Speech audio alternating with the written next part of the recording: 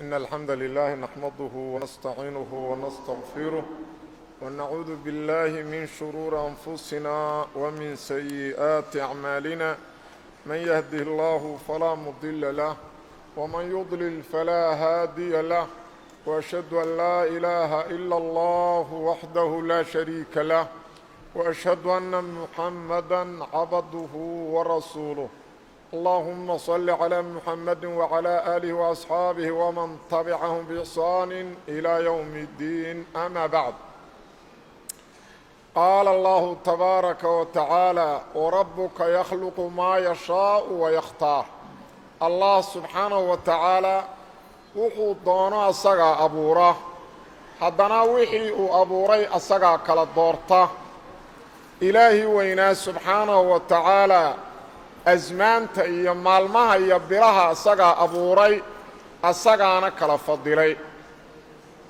bishaan aan ku jirno ee maanta afarta ah ee bisha muxaram ah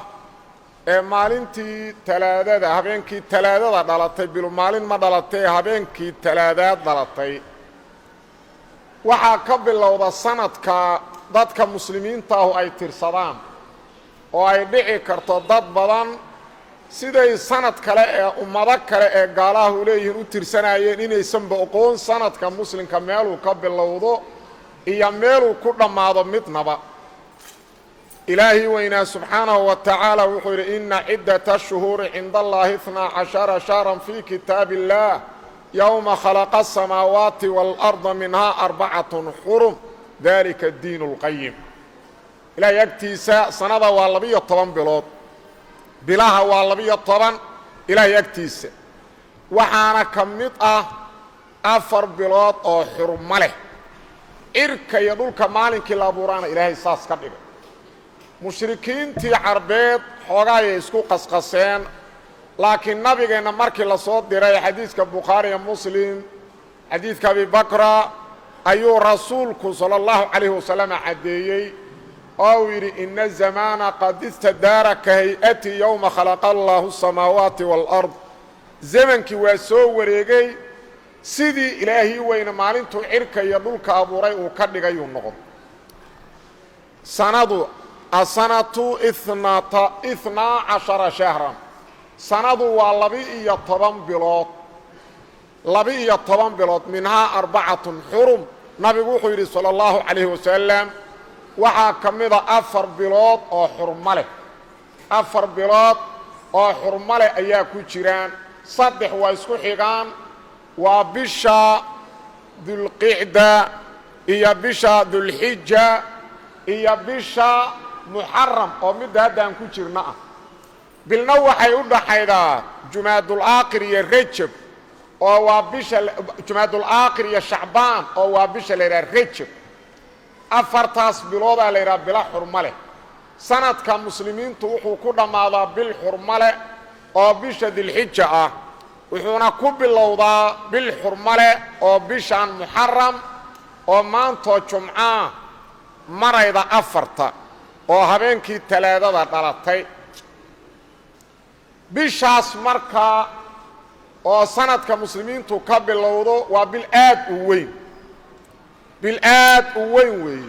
cibaadaad gaara oo sharcigu u xadeeyey ayaana jira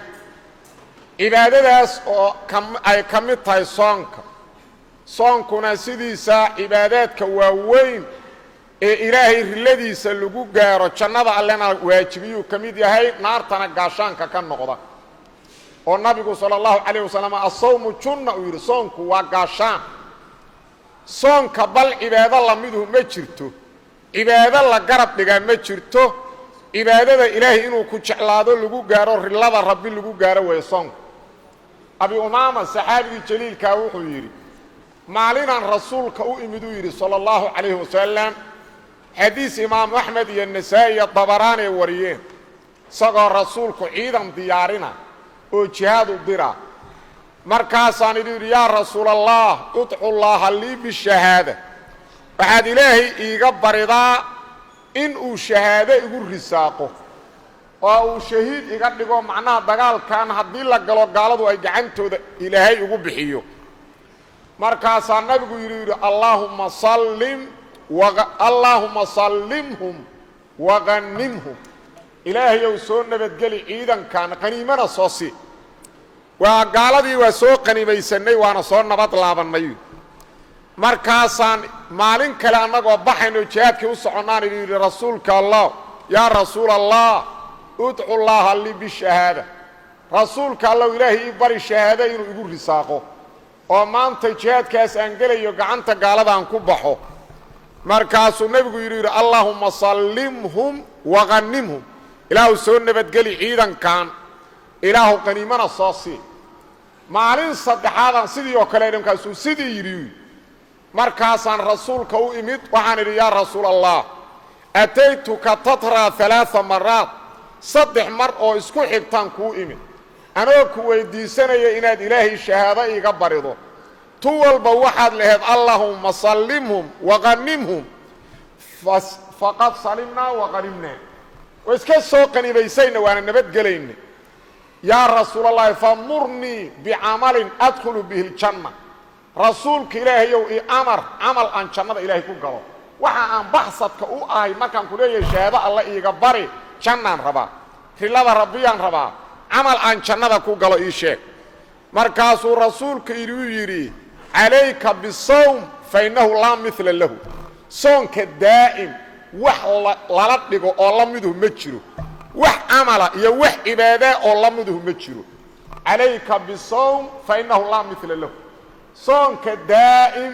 maxaa yeelay wax cibaadaahoo la miduhu ma jiro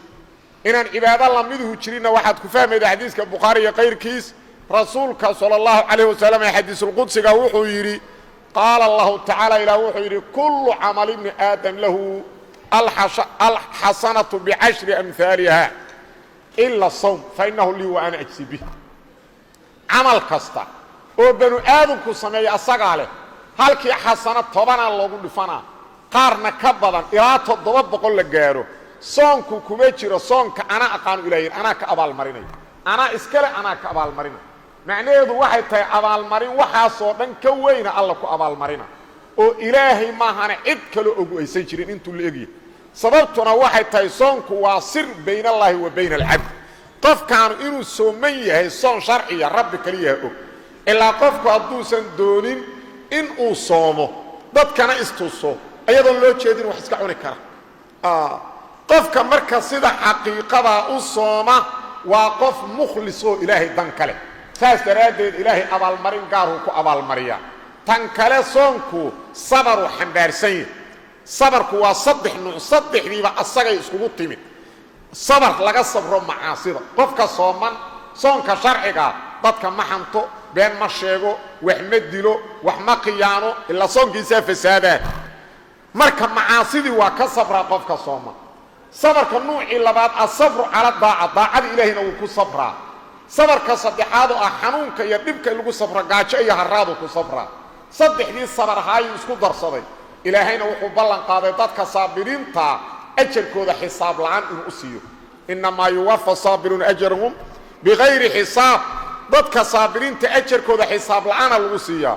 qofka saabirka huna waa qofka saa'imka huna waa qof saabir sidaas daraadeed dadkii saalixiinta ahaa saxaabadii iyo qayrkoodba soonku sifu u ahaa sifo la yaqaanay caan ku yihiin ay dadka uga soocan yihiin soonka sunnada inay daa'imaan ayuu soonku u ahaa ibn al-Jawzi sifatu safwa wuxuu ka wariyay Abdullah ibn Umar inuu yiri ma maata Umaru hatta sarada sawm Umar ibn Khattab ma dhiman oo mawdku ma imaan ilaa soonka sunnada isdaba joog uu ka dhigay وكذلك عثمان بن عفان مانتي لديلاي وا صومنا عثمان بن عفان مالنتي لديلاي و صومنا oo wuxuu yiri ibn al-Jawzi sifatu safa markuu tilmaamay Uthman ibn Affan wuxuu yiri hadduhu min an-nahari al-jud was-siyam wa hadduhu min al-layli as-sujud wal-qiyam wuxuu yiri nasiibkiisa Uthman ibn Affan maalintii wuxuu ahaa waa inuu sadaqa bixiyo iyo inuu soomo shaqo saasa u aheed habeenkiina sujuud iyo salaatul layl u taagan yahay u aheedu saas u aha ولذا ساستراد maalintii xaafid ibn kathir sida al-bidaaya wa nihaaya ku sheegay maalinta la dili doono salaada subax markuu tukaday Uthman ibn Affan waa istaagay dadku la hado wuxuu yiri inni ra'aytu Aba Bakr wa Umara atayani layla halawahu yooday waxaan ku ruyooday waxaan arkay Abu Bakr iyo Umar faqala li sum ya Uthman waxay yiraahdeen Uthman oo sum fa innaka tufdiru indana agtayada caawa ku afurayda ee soo marka waxaan marqaatiini kaga dhigayaa dhamaantii inaan Soomaaliya haysaa kitaabka quraanka ah la kala baxay asagoo wali isku laabina lagu kor dilo dhigiisa ku daad niman mujrimiin ah oo saas waxa weeyaan raba musliman sheeganay muslimayna ahayn ma wax dilay asagoo kitaabka akhrinay ku dil dilay dhigiisa ku daad kalimadii ugu dambeeyana sidaas ah غير مرقاتي كهذا إن صومنا هل كلمة ويجا قعان قف كستو مسلم إله يا قيام الرميسان فليخرج من الدار سالما مسلوما منه الدنيا ذا سكتته الصغر ضدك كان نبض قري وقعنتي سبيك مسلم يكبد بادي الصغر سالم وديك كبد بادي مسلم كان نبض قري الدنيا كسكتته قفكي دنينا يا آخره أو آخرة تنكله ساسو كتير عائشة بنت أبي بكر الصديق maalmaha ciida bisay ba afuri jirtay maalmaha ciida oo soonku xaraan yahay bisay afuri jirtay inta kale waa soomi jirtay dalxatu bin ubaydillah 10 masharin bil janna takamada asaguna maalmaha ciidu afuri jirtay ninka leeyahay abi umama markii nabigu yiri alayka bisawm fa innahu la mithla lahu waligiis maalin ad gurigiisa dab laga ma shidin illa martiyo inay u timaado maahan di gurigiisa dab ka baxo maalin waxa la dhigi jiray maanta martiyo u joogto أبو أمامة ما أفرنا مركا وصفة ضدكي لغو يقين وحوين صالحين تاها رؤيضنا وحي كمتها مبشراتك وحيالها قفك أولياء إلهي وكو كرامي كمتها رؤيض الصالحة وإلهي وإن القرآن كمركو ليه ألا إن أولياء الله لا خوف عليهم ولا هم يحزنون الذين آمنوا وكانوا يتقون لهم البشرى في الحياة الدنيا وفي الآخرة إلهي أولياديسا إلهي وحو شاقي سبحانه وتعالى ما لنت آخرة ضدكم مركي عبصدان ما عبصانيا الدنيا كمان مرقيا وانا ضدك إيمانك يتقوى اسكو درصدي الدون كبشارة إليه الأولياد على آخرنا بشارة الدون وحان نبي محمد كون فصير الرؤياد الصالحة فأو كل رؤياني أنا قفك لأقول رؤياني marka Uthman ibn Affan mubasharaadkaas ayaa Ilaahay siiyay soonka sunnada ah la soonka ugu fadliga badan waxa kamid ah bishan Muharram oo maanto Jumcahan joogno 4 marayda bishaas soonkeeda ugu kamid Imam Muslim sahihiisa ayuu ku wariyay min hadith Abi Hurayra rasuulkeena sallallahu alayhi wasallam inuu yiri أفضل الصلاة بعد المكتوبة صلاة في جوف الليل وأفضل الصيام بعد شهر رمضان شهر الله المحرم صلاة لتكدو صلاة فرض ككدب وحا أقول فضل البضان صلاة ضدك سقطة لحي حبينك لتكدو صلاة الليل صلى الصومنا رمضان كدب وحا أقول فضل البضان بش إلهي الليل محرم إلهي اللوتي يا شهر الله المحرم علينا وبشان نبي قال صلى الله عليه وسلم لكن حديث كي صحيحة معنيه علماء قبل إشكاليين ووحي هذين هدو يا شهر الله المحرم صوم كيس ومتك وقف فضل بدن بعد رمضان نبي قال بدي وي صوم كيس إلا النبي قال مالين تطبنا هذا لقاها يا إنو صومي مالين تسقالات نوحي بالسنة صوص عطادان قاروا ويسوما من القارين wuxuu soonka sunnada badi jiray bisha Shacbaan waxa la yiraahdaa hadiiba Muharram ay sidaan tahay muxuu Shacbaan u badinay oo Muharramka u badi waay Imam Nawawi laba uga jawaabay wuxuu yiri waxa dhici karta mashaaqil uu san la soomi karin bisha Muharram inay uga soo aadi jireen ilaa nabiga acmaal waaweyn asaarneedo jihaadkiina kamidi soonka sunnadaana waxa uu fadli badan yahay ومركوسا عبادة كوين كان مشغولي هدو كان مشغولاي ما فضل بدنا وعلى رأينا تشوشيرو مركا تاسا دعي كرتيو waxaa kaloo dhici kartuu yidhi markii loo waxyooday oo uu ogaaday soonka ugu fadli badan bacda ramadaan inuu yahay shahrullahi muxaram inay ahayd fii aakhiri xayaatii kadib ma uusan fursadba helin maba soo marin bil dambeba marka loo waxyoodoo loo sheegay taasuna waa dhici karta wey alcalaama xaafid ibnu rajab asagu mid kaluu ku jawaabay wuxuu yidhi soonka sunnada laba loo kala qaadaa waxaa loo kala qaadaa sunna mu'akada muqayada ah oo ramadaan iyo waxyaalaha ku xihan sida shacbaan oo ramadaan ka horeeya wadaca ramadaan ka dambeeya sidaasoo kale iyo sunna mutlaqa sunnada uu ugu fadli badan yahay waa midda mutlaqada ee midda ramadaanka la xiriirta ama ka horeyda ama ka dambayda waa ka fadli badanta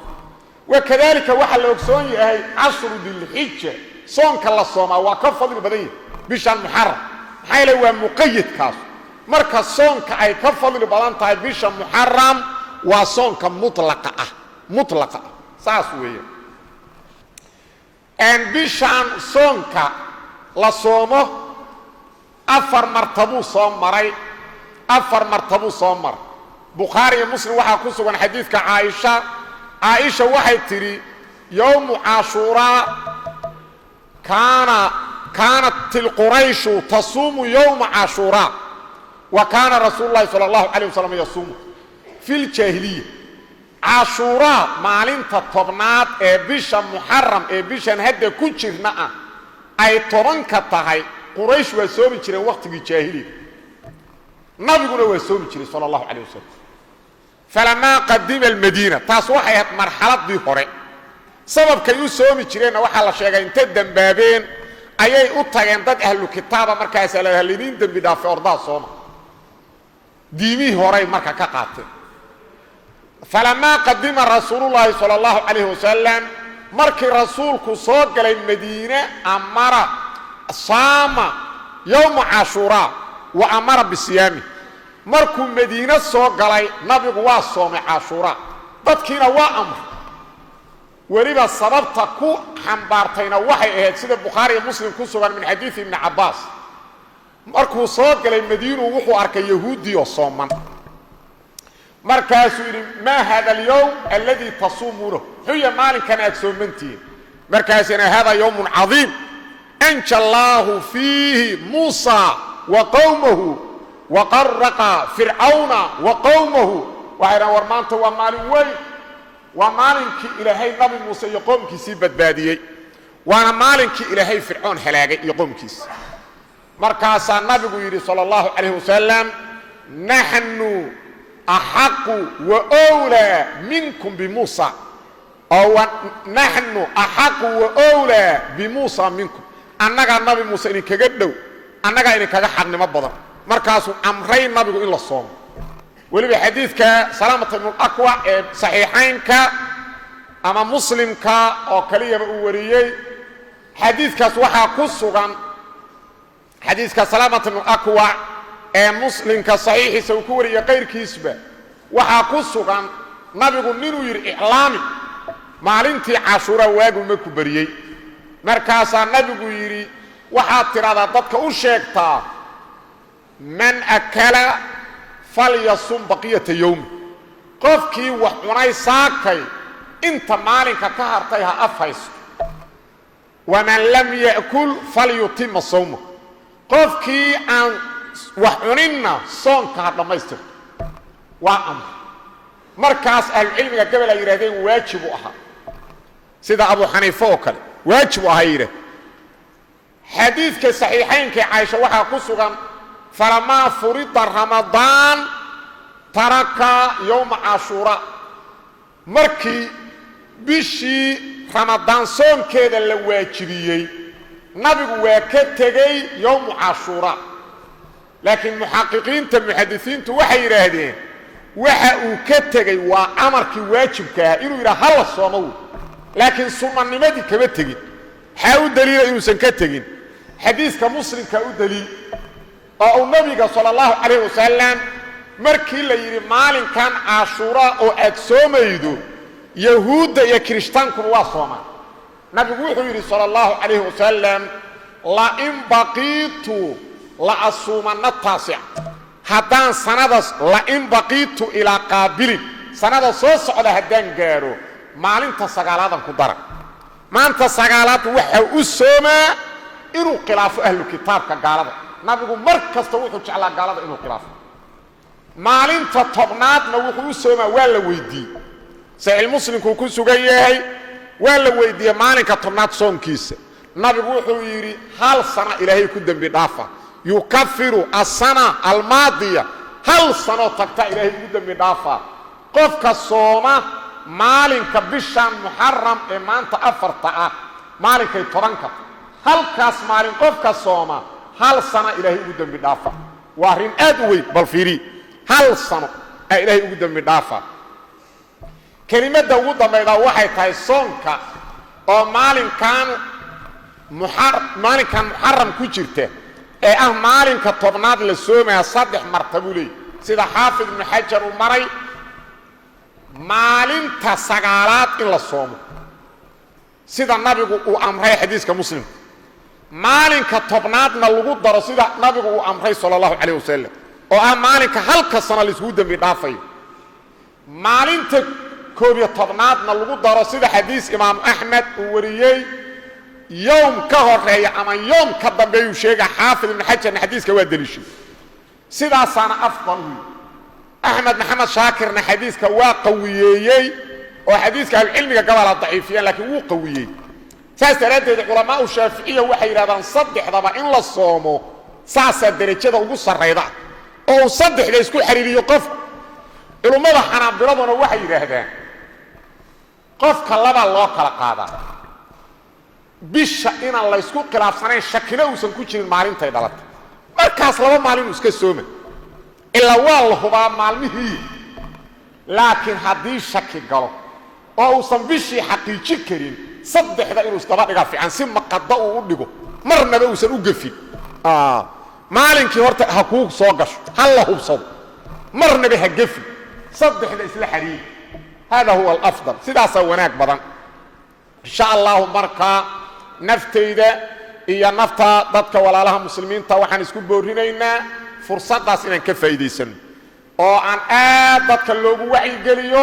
loo wada diyaar garoobo sida Bukhariga ku sugan salafku hatta caruurtooda waa soomi jireen markaasay booyi jireen waa caruur booyayda cunto u booyay waa soomi jireen marka waxay raan suuf iyo waxyaala yar oo lagu ciyaaraan ta u sameeyno ay markay booyaan ku maaweeli jireen inta afurka laga gaara hada waa caruur cunto u booyay marka soonka barakan keelayna waxa dhacda ilaahay noogu naxariisto noogu dambi dhaafo ilaahay cudurrada nooga qaado cadawga iyo sharta iyo khilaafka nooga qaado insha Allah marada dhexda lagu xirto ha loo diyaar garoobo maalinta sagaalaad waa maalinta arbacada oo soo socota ilaa bishii talaaday dhalatay markay talaada dhalatay talaada ka 8 sagaal waa maalinta arbacada tobanna waa maalinta khamiista qofkii saddexda ka dhiganaya jumcu ku darsana saddexdii maalin saasay yihiin tale arbaca ugu horeyda khamiisa ku xigta jumca haddaad ku darsatana 12 saddexaad ba ka dhigatayba insha Allah marka intaas insha Allah waa la isku baraarujiyo wallahu subhanahu wa ta'ala alam wa sallallahu wa sallam wa baraka ala nabiyina muhammad